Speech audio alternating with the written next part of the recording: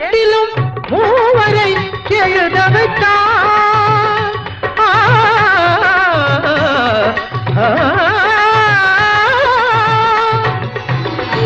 எட்டிலும் மூவரை எழுத வைத்தான். அந்த பாட்டையும் அவனே பாட வைத்தான்.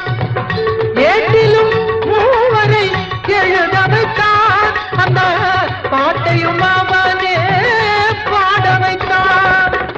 நாட்டையும் தமிழையும் வாழ வைத்தான்.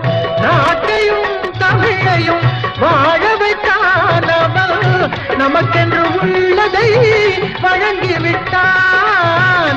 நமக்கென்று உள்ளதை வழங்கிவிட்டான். ஏடு தந்தான்